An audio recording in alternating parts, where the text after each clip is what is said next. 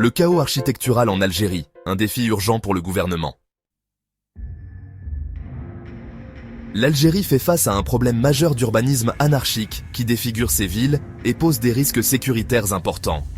Le gouvernement algérien, conscient de l'ampleur du défi, prépare une intervention musclée pour redresser la situation, mettant en place une stratégie de contrôle assortie de sanctions sévères pour les contrevenants.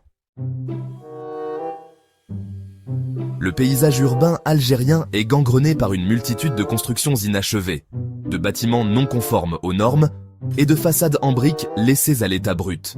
Cette situation ne se limite pas à une question esthétique, mais soulève également des préoccupations sérieuses en matière de sécurité. Malgré les délais de grâce accordés par les autorités pour permettre aux propriétaires de terminer leur construction ou de les mettre en conformité, de nombreux chantiers restent en suspens.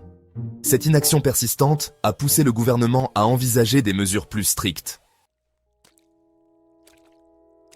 Face à cette situation, le gouvernement algérien a élaboré une feuille de route claire visant à restaurer l'ordre dans la construction urbaine et à garantir la conformité des projets aux normes en vigueur. Cette stratégie s'articule autour de plusieurs axes. Premièrement, la mise en conformité obligatoire. Les propriétaires de constructions non conformes seront tenus de régulariser leur situation dans un délai imparti. Ensuite, des sanctions administratives. Des pénalités sévères sont prévues pour les contrevenants qui ne respecteront pas les nouvelles directives. Enfin, la lutte contre l'économie informelle. La stratégie vise également à endiguer la prolifération des commerces illégaux qui s'installent souvent dans les constructions inachevées. La mise en conformité des constructions ne se limite pas à une simple question administrative. Elle touche à plusieurs aspects cruciaux pour le développement urbain et économique du pays. Tout d'abord, la préservation du patrimoine architectural. Les constructions inachevées dénaturent l'identité visuelle et l'esthétique des villes algériennes.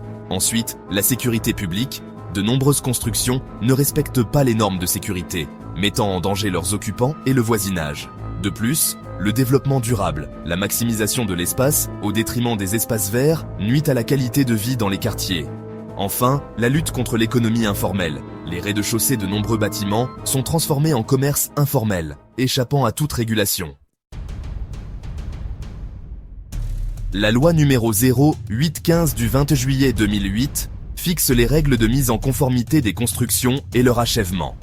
Elle prévoit plusieurs cas de figure, notamment pour les constructions inachevées ou non conformes au permis de construire. Le décret exécutif numéro 2255 du 2 février 2022 a clarifié les conditions de régularisation pour certaines catégories de constructions. Il introduit notamment un système d'amendes calculées en fonction de la valeur des parties rajoutées ou modifiées illégalement. Les sanctions prévues sont lourdes. Amendes allant de 5 000 à 300 000 dinars selon les infractions. Peine d'emprisonnement pouvant aller jusqu'à 12 mois dans certains cas.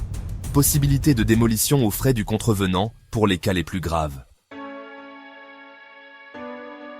Cette initiative gouvernementale s'inscrit dans une stratégie plus large de régulation et de modernisation urbaine. Elle vise à restaurer l'ordre et la sécurité dans les espaces urbains, tout en assurant une économie conforme aux règles en vigueur. Cependant, la mise en œuvre de ces mesures risque de se heurter à plusieurs obstacles. La résistance des propriétaires face aux coûts de mise en conformité. La complexité administrative des procédures de régularisation. Le manque de moyens pour effectuer des contrôles systématiques.